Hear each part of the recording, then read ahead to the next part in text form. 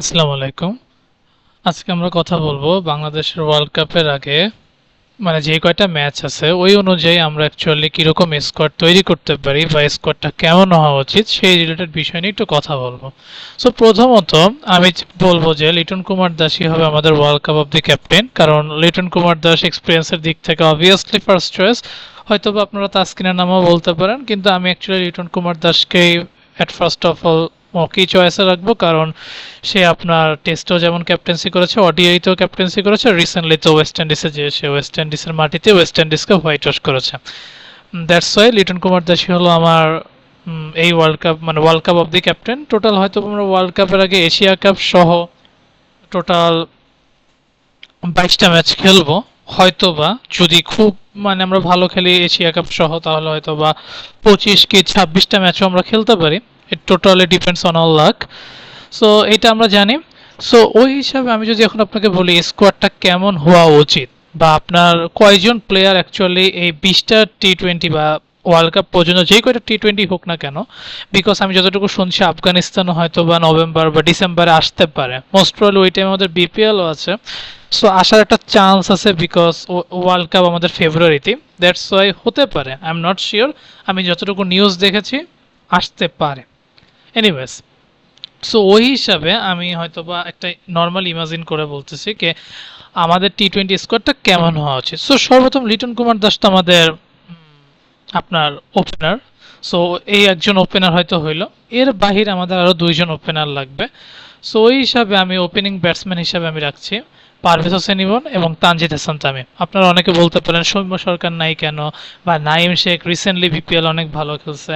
দেখেন আমি তা নাইম শেখকে কেন নিলাম না, দেখেন নাইম শেখ অনেক আমার কাছে মনে হচ্ছে অনেক ভালো খেলোয়াড়, কাউকে ছোট করছি না, কিন্তু আমার মনে হচ্ছে যে নাইম শেখ এই বিশ্বকাপের জন্য অ্যাকচুয়ালি ইমাজিন না করাই বেটার হবে। কারণ আমি চাচ্ছি যে যেহেতু এখন দিন দিন ক্রিকেটটা অনেক মানে অ্যাগ্রেসিভ ওয়েতে খেলা হয় টি-20 খেলাটা। সো এই হিসাবে আমার মনে হয় নাইম শেখ হয়তো বা অনেক কিছু চেঞ্জ করেছে, তার স্ট্যান্ডিং পজিশন অনেক কিছুই চেঞ্জ করছে, কিন্তু তাও আমি নাইম শেখকে আপাতত মানে এই রেডারে রাখতে পারছি না। সৌম্য সরকার অবভিয়াসলি ভালো ক্লিন হিটার, অনেক সুন্দর হিট করতে পারে, কিন্তু সৌম্য সরকার হচ্ছে আপনার টি-20তে অন অ্যান্ড অফ। ওডিআইতে সে যতটা কার্যকর, আমার কাছে টি-20তে তাকে অতটা কার্যকর মনে হয় না। ইভেন সে 2016 মানে 15 থেকে যখন টি-20 খেললো, আমি কখনোই দেখলাম না যে সে খুব ভালো মানে ভালো অবস্থানে আছে। বিশেষ করে জিম্বাবুয়ের সাথে তারও 3টা কি 4টা 50 থাকতে পারে, শ্রীলঙ্কার সাথে একটা 50 আছে ওই হিসাবে, অথবা নিউজিল্যান্ডের মাটিতে সে ভালো খেলে। কিন্তু যেহেতু ওয়ার্ল্ড কাপটা ইন্ডিয়া বা সরি ওয়ার্ল্ড কাপটা ইন্ডিয়া শ্রীলঙ্কায় হচ্ছে, অ্যান্ড এশিয়া কাপটা মোস্ট প্রবাবলি ওইখানেই হতে পারে। সো ওই হিসাবে চিন্তা করতে গেলে আমি সৌম্য সরকারকে ওপেনিং ব্যাটসম্যান হিসেবে রাখতে পারছি না। কারণ আমার মনে হয় যদি আমাদের এখন যে দুইজন ওপেনারের নাম বললাম পারভেজ হোসেন ইমন এবং তানজিদ হাসান তামিম, এরা দুইজনে কিন্তু অ্যাগ্রেসিভ ইন্টেন্টে খেলা। আপনি দেখবেন পারভেজ হোসেন ইমনকে আমরা পর্যাপ্ত সুযোগ দেইনি, তানজিদ হাসান তামিম হয়তো সুযোগ পেয়েছে কিন্তু ওভাবে মানে ডেলিভারিটা করতে পারে নাই। এখনও তানজিদ তামিম যে শেষ হয়ে গেছে তা না, আপনার রিসেন্টলি ওর বিপিএল পারফরমেন্স দেখছেন, সে কিন্তু ইভেন ওডিআইতেও দুর্দান্ত খেলে। সো এই হিসাবে আমি দুইজন ওপেনারকে নিচ্ছি। দেখেন লিটন যদি আপনার নন স্ট্রাইকার থাকে, পারভেজ হোসেন ইমন অবভিয়াসলি স্ট্রাইকার থাকবে। এক প্রান্তে লিটন কিন্তু আপনি দেখবেন ও কিন্তু ধীরে ধীরে খেলে, মানে ওয়ান কাইন্ড অফ মানে আগে ইনিংসটা ক্যারি করে দেন সে তার ক্যালিভারগুলো দেখায়। আর পারভেজ হোসেন ইমন কিন্তু প্রথম বল থেকেই 6-4 মারবে। সো আমার একজন অ্যাগ্রেসিভ ওপেনার দরকার। হ্যাঁ, পারভেজ হোসেন ইমন হয়তো বা অনেকগুলা ম্যাচে সে খারাপ খেলবে, কিন্তু আমার মনে হয় যেই 20টা থেকে 22টা ম্যাচ আমরা পাবো ওয়ার্ল্ড কাপের আগে, সেইখানে আমি মনে করি যেহেতু লিটন কুমার দাস আপনার 22টা ম্যাচই থাকবে, আমি একদম বলে দিচ্ছি যে লিটন কুমার দাস 22টা ম্যাচই থাকবে, হয়তো বা কোনো কোনো জায়গায় আমি তাকে বাদ দিতে চাইবো, এটা পরের কথা বলছি। সো পারভেজ হোসেন ইমনকে আমি চাবো যে সে যাতে আপনার খেলে মিনিমাম 22টা ম্যাচের মধ্যে 15টা ম্যাচ খেলুক, এবং তানজিদ হাসান তামিম মিনিমাম 7টা ম্যাচ খেলুক, মানে ঘুরিয়ে ফিরিয়ে খেলুক, এটাই আমার চাওয়া। মিডল অর্ডার ব্যাটসম্যান হিসাবে বা লোয়ার অর্ডার যেটাই হোক না কেন, আমি জাকির আলী অনেককে অবভিয়াসলি চাইবো, আমি শামীম হোসেন পাটোয়ারিকেও চাইবো, আমি তাওহিদ হৃদয়কে তো মাস্ট চাবো, আমি মাহিদুল ইসলাম অঙ্কনকে চাবো। মাহিদুল ইসলাম অঙ্কনকে কেন চাবো সেটা আমি বলছি, অ্যান্ড আকবর আলী এই নামটাও কেন আসছে সেটা আমি বলছি। তোফায়েল আহমেদ হয়তো বা নামটা একটু মিস্টেক হতে পারে, আমি তার জন্য এক্সট্রিমলি সরি, একজন মাহফুজুর রহমান রাব্বি। আচ্ছা, এখন আমি বলি এই প্লেয়ারগুলোকে কেন আমি নিলাম। জাকির আলী অনেককে আপনি টি-20-তে 5 নম্বরে রেখে দেন, সে ইনএট 5-এ খেলবে। শামীম হোসেন পাটোয়ারি 6 নম্বরে খেলবে, আপনার দুইটা স্পট কিন্তু অলরেডি ডান। এখন তাহিদ হৃদয়কে আপনি ইনএট 3-তেই খেলাবেন, তাহিদ হৃদয়কে অন্যদিকে ট্রাই করেন না, কারণ তাহিদ হৃদয় আপনার যখন কোনো ওপেনার আউট হয়ে যাবে তাহিদ হৃদয় তার নিজের রোলটা প্লে করতে পারে। আপনি যদি ওনার লাস্ট বিপিএলটা দেখেন কুমিল্লা ভিক্টোরিয়ান্সের হয়ে, তাহিদ হৃদয় কিন্তু ওপেনাররা আউট হওয়ার পরেই সে কিন্তু তার ইনিংসটা ক্যারি করছিল অনেক সুন্দরভাবে। ইভেন এবারের বিপিএলটা হয়তো অতটা ভালো করে নাই, কারণ ম্যাক্সিমাম সময় তাকে ওপেনিং ব্যাটসম্যান ওপেনার হিসেবেই পাঠাইছেন। দ্যাটস ওয়াই তাহিদ হৃদয় তার ডেলিভারটা করতে পারেনি। দ্যাটস ওয়াই আমি মনে করি 3 নম্বরে তাহিদ হৃদয় বেস্ট চয়েস হবে টি-20-এর ক্ষেত্রে। এখন এসে মাহিদুল ইসলাম অঙ্কন, দেখেন আপনার 4-5 রেডি, সরি 5 আর 6 রেডি। জাকির আলী অনেক, শামীম হোসেন পাটোয়ারি, 3 নম্বরে তাহিদ হৃদয়, ওপেনারও আপনার ফিক্সড হয়ে গেছে। আচ্ছা আচ্ছা, আপনি 4 নম্বরে কাকে খেলাবেন? এখন 4 নাম্বারটা হচ্ছে, যেমন ধরেন আপনার 3 নাম্বার পজিশনটাও আউট হয়ে গেল, আপনার ওপেনার একজন আউট হয়ে গেল, তাহলে আপনার এমন একজনকে দরকার যে একটা টি-20টা মানে বুঝে খেলতে পারবে। মাহিদুল ইসলাম অঙ্কনের আপনি যদি পারফরমেন্স দেখেন, ও কিন্তু আপনার বেস্ট আউটপুটটা দিতে পারবে যদি সে কিছুক্ষণ মাঠে থাকে। ইভেন সে ফিনিশার হিসেবেও পারফেক্ট, সে মিডল অর্ডার ব্যাটসম্যান হিসেবেও পারফেক্ট। সো দ্যাটস আমার মনে হয় মাহিদুল ইসলাম অঙ্কনকে বিবেচনা করা যেতে পারে। তাও এটা নির্বাচকদের ব্যাপার, তারা কি করবে, কিন্তু আমি মনে করি যে মাহিদুল ইসলাম অঙ্কনকে একটু রাখা যেতে পারে। অ্যাটলিস্ট আপনার শ্রীলঙ্কা ট্যুর বা পাকিস্তান যখন আমাদের দেশে আসছে, এখানে মাহিদুল ইসলাম অঙ্কনকে 4 নম্বরে অ্যাটলিস্ট 5 থেকে 6টা ম্যাচ সুযোগ দিতে পারেন। আকবর আলী কেন বললাম, দেখেন আপনার এখানে আপনি বিশেষ করে আমি যাদের নাম এখন বললাম, আপনি হয়তো আমাকে বলবেন এখানে 4 জন উইকেট কিপার আছে, জাকির আলী অনেক, মাহিদুল ইসলাম অঙ্কন, আমাদের লিটন কুমার দাস এন্ড আকবর আলী। মানলাম আকবর আলী তো খুব একটা ভালো খেলে নাই, আপনারা হয়তো বলতে পারবেন স্টেট ঘেটে, কিন্তু আমি যদি আপনাকে কোশ্চেন করি আকবর আলী আসলেও কি ভালো খেলে নাই? আকবর আলী কিন্তু ওরকম, আমরা হয়তো বা দেখবেন এই বছর যে আমাদের একটা টুর্নামেন্ট হলো টি-20, আকবর আলী কিন্তু 18 বলে 50 রান একটা ইনিংস খেলছে। হ্যাঁ, ও কিন্তু লোয়ার অর্ডার ব্যাটসম্যান, ও কিন্তু মিডল অর্ডার ব্যাটসম্যান না। সো আপনি যদি চিন্তা করেন আকবর আলীকে as a lower order batsman plus a wicket keeper, কারণ আকবর আলী কিন্তু আমি মনে করি আফটার লিটন কুমার দাস বা নুরুল হাসান সোহান তো সর্বপ্রথম আমাদের উইকেট কিপার, মানে বেস্ট উইকেট কিপার আমি বলবো। নুরুল হাসান সোহানকে রাখি নাই কারণ আপনারা জানেন যে টি-20-তে নুরুল হাসান সোহানের পারফরমেন্স অতটা ভালো না, আর খুব লিমিটেড শট, সো ওই হিসাবে আমি রাখি নাই। আকবর আলীকে রাখছি, দেখেন আমাদের হয়তো বা পাকিস্তানে 3টা খেলা আছে, আমাদের দেশে কিন্তু এশিয়া কাপের পরে ওয়েস্ট ইন্ডিজ এবং আয়ারল্যান্ডও আসছে। সো এই 6টা ম্যাচে আপনি আকবর আলীকে মিনিমাম 5টা ম্যাচে যদি সুযোগ দেন, হ্যাঁ সে ফেলই করলো কিন্তু অ্যাটলিস্ট ইন্টারন্যাশনাল ভাইবটা তো সে পাইলো। সাপোজ আল্লাহ মাফ করুক আপনার লিটন কুমার দাস ইনজুর্ড হয়ে গেল, তখন আপনার উইকেট কিপার আপনি কাকে দিয়ে করাবেন? জাকির আলী অনেককে দিয়ে করাবেন? সে তো আপনার টি-2, মানে আমি এখনও জাকির আলী অনেককে ছোট করছি না, কিন্তু সে কিন্তু আপনার ওরকম মানে উইকেট কিপার না, কারণ সে অনেকগুলো ক্যাচও মিস করছে, আমরা কিন্তু রিসেন্ট ম্যাচ পারফর্ম মানে অনেকগুলো ম্যাচেই দেখছি। সো উইকেট কিপার হিসাবে জাকির আলী অনেককে আমি অতটা আপ টু মানে মার্কে রাখতে পারছি না। ইভেন মাহিদুল ইসলাম অঙ্কনেরও হয়তো বা ওরকম অভিজ্ঞতা নাই। আকবর আলীকে আপনারা ট্রাই করতে পারেন, তাকে যে সব ম্যাচ খেলাতে হবে, তাকে যে ওয়ার্ল্ড কাপে নিতে হবে তা না, অ্যাটলিস্ট তাকে এখান থেকে ইন্টারন্যাশনাল ভাইবটা দেন। কারণ আমাদের বাংলাদেশের ঘরোয়া লিগ যে খুব আহামরি, এখান থেকে মানুষ অনেক কিছু শিখবে তা না, শিখতে হলে আপনার এখানেই ছোট ছোট মানে ছোট ছোট দল যারা ধরতে গেলে এখন একটু প্রবলেমে আছে, যেমন আপনি আকবর আলীকে শ্রীলঙ্কায় পাঠিয়ে দেন, সাপোজ 3 ম্যাচে আমরা হারলাম, আপত্তি তো নাই, কিন্তু অ্যাটলিস্ট ছেলেটা তো একটা ভাইব পাবে যে না আমি অ্যাটলিস্ট এখানে খেলে আসছি। এনিওয়েজ, এখানে আরেকজনের নাম দিয়েছিলাম তফল আর মাহফুজুর রহমান রাব্বি। মাহফুজুর রহমান রাব্বিকে আমি হয়তো বা এদের দুইজনের নামটা দিলাম এই কারণে, কারণ তফল আহমেদের আমি কিছুদিন আগেও তার একটা ম্যাচ ডিপিএল এর ম্যাচ দেখলাম, যেখানে সে হয়তো বা 30 বলে 60 কি 65 রানের মতন করছে, ওডিআই ফর্মেট যদিও। আবার যখন একটা টুর্নামেন্ট হয়েছিল সেখানেও সে সিলেটে খেলছিল, ভালোই খেলছিল। এই দুইজনকে আমি রাখতে একদম যে বলবো রাখতে হবে তা না, কিন্তু আপনারা চাইলে এদেরকে একটু ঘুরায় পেঁচে খেলাইতে পারেন, যেমন একটা নর্মাল টিম লাইক আয়ারল্যান্ড বা ওয়েস্ট ইন্ডিজের সাথে একটু দেখানোর জন্য, জাস্ট এই কারণে ওদেরকে যে রাখতে হবে তা বলছি না, রাখতে পারেন। সো আমার হিসাবে আমি বলবো যে আপনার এই জাকির আলী অনেক, শামীম হোসেন পাটোয়ারি, তাহিদ হৃদয়, এই 3জনকে তো আপনার মাস্ট সেট, 3, 5, 6, আর ওপেনিং তো ঠিক আছে, শুধুমাত্র আপনার ইসে একটু চেঞ্জ করতে হতে পারে। 4 নম্বরে আপনি মাহিদুল ইসলাম অঙ্কনকে ট্রাই করেন, আর আকবর আলীকে মিনিমাম হলো আপনি 5 থেকে 6টা ম্যাচ খেলান। এখন স্পিনার হিসাবে আমি কাকে নিব? আপনার রিশাদ হোসেন তো অটো চয়েস। আমি অটো চয়েস কেন বললাম, কারণ লেগ স্পিনার অলওয়েজ আমার গেম চেঞ্জার হবে। সে রান যতই দেয়, কিন্তু রিশাদ হোসেনকে আপনি বাদ দিয়েন না। হ্যাঁ, কিছু কিছু ম্যাচে আপনি রেস্ট দেন, কিন্তু বাদ দিবেন না। আফটার দ্যাট মাহাদি হাসান, আমাদের বর্তমানে জোরের উপরে বল ঘুরাতে পারে একমাত্র বলার আছে মাহাদি হাসান। রিশাদ হোসেনও আমরা এবার পিসিএল এ দেখলাম সে সুন্দর মতন করতে পারছে, কিন্তু আমার মনে হয় না মাহাদির থেকে রিশাদ এত জোরেও বল করে।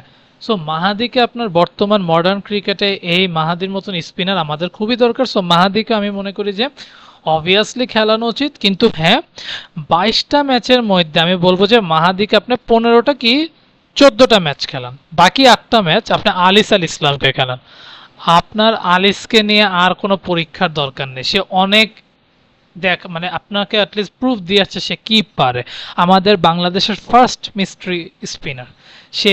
এই ছেলেটা আপনার যেভাবে বলটা করবে, ও তো একজন ক্লেভার বলার। আপনি যে সুনীল নারায়ণকে বলেন যে ও বিশ্বের সেরা বলার, অথবা বর্তমানে ভারুণ চক্রবর্তী সে ইন্ডিয়ার, তাকেও যদি বলেন ভালো, অবভিয়াসলি তারা ভালো। কিন্তু আপনি যদি ভারুণ চক্রবর্তীর প্রথম দিকের ম্যাচটা দেখেন, সে কি খুব ভালো ছিল? ভালো ছিল না। আলিস হয়তো বা প্রথমে ভালো করবে না, কিন্তু সুযোগটা এখান থেকেই দেওয়া উচিত। আলিসকে আপনি ওয়েস্ট ইন্ডিজ বা শ্রীলঙ্কার সাথে শ্রীলঙ্কা সিরিজে পাঠায় দেন, শ্রীলঙ্কায় সে খেলে আসুক, 2টা ম্যাচই খেললো। এরপর বাংলাদেশে সাপোজ আপনার পাকিস্তানের সাথে 3টা আছে, তাকে 1টা 2টা করে সুযোগ দেন। এভাবেই তো প্লেয়ার তৈরি হবে। আপনি তো হঠাৎ করে একজন ইনজুর্ড হবে ওকে হঠাৎ করে দিবেন তা না, ওকে খেলায় খেলায় করেন। আমরা বলি যে 2015 থেকে 2023-এর আগ পর্যন্ত আমরা খুব ভালো ক্রিকেট খেলছি ওডিআইতে, কিন্তু আপনারা কি একটা জিনিস খেয়াল করছেন? এই টাইমটার মধ্যে আমাদের কোনো নতুন প্লেয়ার উঠে আসে নাই।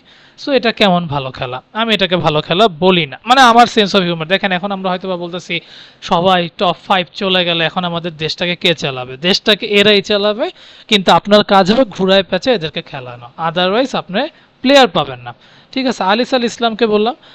আর নাসুম আহমেদকে আপনি কিছু কিছু জায়গায় খেলাবেন। নাসুম আহমেদকে হয়তো বা কার্যকর হতে পারে, কিন্তু আমি নাসুম আহমেদকে আসলে মানে টপ 3 স্পিনার বলতে রিশাদ, মাহাদি, আলিসকে আমি চাই। আলিসকে তো আমি মাস্ট খেলা দেখতেই চাই। এটা বিসিবি এখন কি চিন্তা করে, এখন হয়তো বেশি ইনজিউর্ড আছে, কিন্তু যখনই সে সেরে উঠবে আপনার অবভিয়াসলি, সে যদি এশিয়া কাপের পরেও সেরে, তাকে ওই 6টা ম্যাচ খেলানো আপনাদের দরকার হবে। আলিস আল ইসলাম গেম চেঞ্জার, রিশাদও যেমন গেম চেঞ্জার, আলিস আল ইসলামও আমাদের দেশের গেম চেঞ্জার ইনশাল্লাহ হবে। আর নাসুম আহমেদকে আমি হয়তোবা খুব একটা এখন বলবো না, হয়তোবা সে ট্রাই করে দেখতে পারে, কিন্তু সে দেশের বাইরে কতটা কার্যকর হবে আমি এক্স্যাক্টলি বলতে পারছি না। হতেও পারে, কিন্তু আমি যতটুকু দেখলাম না হওয়ারই চান্স বেশি। হতেও পারে নাসুম ভালো খেলোয়াড়, আমরা দেখেছি, কিন্তু এটা একটু স্পিনিং ট্র্যাকে সে বেস্ট আমি যতটুকু দেখলাম। এনিওয়েজ, ফাস্ট বলার হিসাবে আমি অবভিয়াসলি তাসকিন আহমেদ। তাসকিন আহমেদকে কেন ক্যাপ্টেন রাখলাম না, তার বড় কারণ হচ্ছে দেখেন, তাসকিন হচ্ছে আমাদের বাংলাদেশের অ্যাসেট। আপনি অ্যাসেটকে কখনো হারাতে চাবেন না, এটা আপনি শিওর থাকেন। আমাদের বাংলাদেশের বর্তমান পেস বোলিং এর নেতাই হচ্ছে তাসকিন, আপনি নিঃসন্দেহে বলতে পারেন। বরং আমি বলবো যে আমাদের ফাস্ট বোলিং এর ফাদার ফিগার এখন তাসকিন। সো আপনি কি তাসকিনকে সব ম্যাচ খেলে ইনজুর্ড করবেন? তাসকিনের কি কোনো দরকার আছে আয়ারল্যান্ডের সাথে খেলার? তাসকিনের কি কোনো দরকার আছে আপনার ওয়েস্ট ইন্ডিজদের সাথে খেলার? কোনো দরকার নাই। তাসকিন আহমেদ খেলবে বড় বড় টুর্নামেন্ট। আপনি ইন্ডিয়ার ক্ষেত্রে খেয়াল করেন, হ্যাঁ ইন্ডিয়ার যে রিসোর্স, আমাদের সেই রিসোর্স নাই। কিন্তু রিসোর্স না থাকলে কি হয়েছে, ছোট দেশ অনুযায়ী তো আমাদেরও প্লেয়ার আছে, হয়তোবা ইন্টারন্যাশনাল মানের খেলোয়াড় নেই, কিন্তু আছে তো। আপনি না, আপনি খেলতে দিলে না ওরা দেখাবে, তাই তো? সো আপনি তাসকিনকে সাপোজ কিছু কিছু ম্যাচে রেস্ট দিবেন, যেমন মুস্তাফিজুর রহমান, সেও তো আমাদের বাংলাদেশের অ্যাসেট। হয়তোবা মুস্তাফিজুর রহমান তাসকিনের মতন সব জায়গায় কার্যকর না। যদি ফ্ল্যাট ট্র্যাক হয় মুস্তাফিজুর রহমান অনেক রান করবে, বাট যদি এটা স্লো অ্যান্ড স্পিন ট্র্যাক যেটা হয়, সেখানে মুস্তাফিজুর রহমান ফাটাই দেবে, আপনার ওই ব্যাটসম্যান বলই দেখবে না। কিন্তু তাসকিন সব জায়গায় বেস্ট। সো যেহেতু অ্যাসেট, আমি তাসকিন আহমেদকে ক্যাপ্টেন হিসেবে রাখতে পারছি না। হ্যাঁ, তাসকিনের যেহেতু এখনো বয়স 30, আমি আশা করি তাসকিনের এখনো 32 থেকে 33 বছর পর্যন্ত সে 3ও ফর্মেট চালায় যাওয়ার অ্যাবিলিটি আছে। যখন সে একটা ফর্মেট বা 2টা ফর্মেট থেকে ক্যাপ্টেন্সি ছেড়ে দেবে, এরপর 4 থেকে 5 মানে মিনিমাম 2 থেকে 3 বছরের জন্য তাসকিনকে যে কোনো একটা ফর্মেটে ক্যাপ্টেন দিলে আমি মনে করি ভালো হবে। মোস্তাফিজুর রহমানকে বললাম, এরপর হাসান মাহমুদ। এখন আমি বলি মোস্তাফিজুর আর হাসান মাহমুদের মধ্যে একটা কম্পিটিশন হবে। হয়তোবা বলতে পারেন কই হাসান মাহমুদ আর কই মোস্তাফিজুর রহমান। দেখেন হাসান মাহমুদ আমি বলবো যে মোস্তাফিজুর রহমানের থেকেও ডেট ওভার স্পেশালিস্ট। ডেট ওভারে সে বেশি ভালো বল করবে। আপনার রিসেন্টলি দেখছেন সে 6 বলে 9 রান ডিফেন্ড করছে। মানে 9 রান যখন লাগতো সে ডিফেন্ড করছে, সেখানে অ্যাকচুয়ালি রববেন পাউল এবং আপনার অ্যালজারি জোসেফ ছিল। ওয়েস্ট ইন্ডিজ বুঝেনি তো, এর একটা ব্যাট লাগাইলে বল কই যে পড়তে পারে আপনার আইডিয়া আছে, সেইখানে সে ও ক্লেভার বল করছে। ইভেন হাসান মাহমুদ কিন্তু অনেকবারই ডেট ওভারে আপনার প্রমাণ দিছে, মোস্তাফিজুরও দিছে, কিন্তু আমি মনে করি যে মোস্তাফিজুর রহমান যদি স্লো ট্র্যাকে খেলে, হাসান মাহমুদ ফ্ল্যাট ট্র্যাকে খেলা উচিত, কারণ হাসান মাহমুদ তাসকিনের মতনই সব জায়গায় ভালো খেলে। ও ও প্রথম দিকেও যেমন ভালো খেলবে, মিডল ওভারেও ভালো খেলবে, শেষের দিকেও ভালো খেলবে। দ্যাটস ওয়াই আমি হাসান মাহমুদকে চাই। আরেকজন আছে তানজিন হাসান সাকিব। আমি বলবো যে ও একজন ওপেনার বলার হিসাবে আমি বলবো লাইক তাসকিনের আগেও যদি ওপেনিং বোলিং করে, আমি মনে করি ও যদি ওপেনিং বোলিং করে যে কোনো টিমের জন্য তানজিম হাসান সাকিব থ্রেট একটা। আরেকজন আছে রিপন মন্ডল, হয়তোবা নামটা খুব মানে হয়তোবা অনেকে হাসবেন যে এই প্লেয়ারটাকে আমি কেন নিলাম, কিন্তু আমি যদি বলি রিপন মন্ডলকেও আপনার ওই আকবর আলীদের মতন সুযোগ দেওয়া উচিত। দেখেন, আল্লাহ মাফ করুক, আমাদের যেসব পেসাররা আছে কেউ যদি ইনজুর্ড হয়ে যায়, যেমন তানজিম হাসান সাকিব ইনজুর্ড হয়ে গেল, তানজিম হাসান সাকিবের রিপ্লেসমেন্টে যত রিপন মন্ডল করতে পারে, কারণ দুইজনের বোলিংয়ের গতি কিন্তু এক, হয়তোবা দুইজনের অ্যাগ্রেশন এক না, তানজিম হাসান সাকিব অনেক অ্যাগ্রেসিভ, রিপন মন্ডল সেরকম না, কিন্তু এদের বোলিংয়ের গতি বা বোলিংয়ের স্টাইলটা অনেকটা এক, কিন্তু হুবাহু সেম না, কিন্তু আপনি ট্রাই করতে পারেন। সো আমি মনে করি রিপন মন্ডলকেও সুযোগ দেওয়া উচিত মিনিমাম 4-5 ম্যাচের জন্য, যাতে ভবিষ্যতেও যে আমাদের আরও 12টা টি-20 আছে 2026 সালে, সেখানে যাতে রিপন মন্ডলও ভালো একটা কিছু দেখাতে পারে। আফটার দ্যাট নাহিদ রানা, আমি নাহিদ রানাকে বলবো যে টি-20তে নাহিদ রানাকে অতটা ইউজ না করাই বেটার হবে। সামনে যেহেতু আমাদের 2027-এর ওয়ার্ল্ড কাপ, আমি মনে করি নাহিদ রানাকে আপনি খেলান, কিন্তু ওয়ার্ল্ড কাপে চিন্তা করে খেলায়েন না। নাহিদ রানাকে আমি আসলে ওয়ার্ল্ড কাপে দেখতে চাচ্ছি না, অ্যাটলিস্ট টি-20তে। নাহিদ রানা আমাদের ওডিআই এবং টেস্টের জন্য একটা বড় অ্যাসেট হতে যাচ্ছে। সো এই ও যদি আপনার ম্যাক্সিমাম টি-20 ম্যাচ খেলে, আমার মনে হয় যেটা আমাদের বাংলাদেশের জন্য লস। হয়তো এটা শুনে হয়তো আপনি আমাকে অনেকেই বলবেন যে আপনি খেলা বোঝেন না, হতে পারে, কিন্তু আমি মনে করি নাহিদ রানা আমাদের টেস্ট এবং ওডিআইয়ের জন্য পারফেক্ট, যেহেতু 2027 ওয়ার্ল্ড কাপ আছে। সো আমি নাহিদ রানাকে কোনোভাবেই ইনজুরিতে দেখতে চাই না, বিকজ টি-20 মানে অনেক ফ্রাঞ্চাইজি লিগে সে খেলবে, খেলা মানেই কিন্তু আপনার একটা রেস্টের ব্যাপার আছে, কারণ ও বাংলাদেশের প্রথম বলার যে 150 ক্রস করছে। সো আমি নাহিদ রানাকে ডেফিনেটলি চাইবো যে সে থাকুক, মানে খেলুক টি-20, কিন্তু ওয়ার্ল্ড কাপের চিন্তায় যাতে তাকে না রাখে। আমি জাস্ট তাকে খেলানোর জন্য রাখছি, আর যদি রাখুক প্রবলেম নাই। কিন্তু আমি বলবো যে নাহিদ রানার পরিবর্তে আপনি মুশফিক হাসানকে ট্রাই করতে পারেন। হ্যাঁ, সে এখনো ইয়াং, সে আজ পর্যন্ত খেলতেও পারে না, কিন্তু মুশফিক হাসানকে আপনি ট্রাই করতে পারেন, কারণ ওর প্রথম দিকের ওভারগুলো অনেক কাজে লাগবে, শেষের দিকে আবার দিবেন না, কারণ মুশফিক হাসান ডেথ ওভারে একদমই বাজে। সো আমি আপনার এই 20 জনকে নিয়েই অ্যাকচুয়ালি একটা স্কোয়াড তৈরি করলাম। আপনারাও আপনাদের পছন্দের খেলোয়াড় কমেন্ট বক্সে লিখে জানাতে পারেন, বা আমি এটা অ্যাকচুয়ালি আমার নিজের ব্যক্তিগত মত, কারণ আমি মনে করি যে বাংলাদেশের এখানে যে বা যারা প্লেয়ার আছে সবাই আমাদের মেইনলি অ্যাসেট আমি মনে করি। যেমন আপনি যদি এখন পারভেজ হোসেন ইমনকে ওডিআইতে চিন্তা করেন, আমি বলবো যে এটা আপনি ভুল ডিসিশন নিচ্ছেন, কারণ ওডিআইতে আপনার সৌম্য সরকার বেস্ট।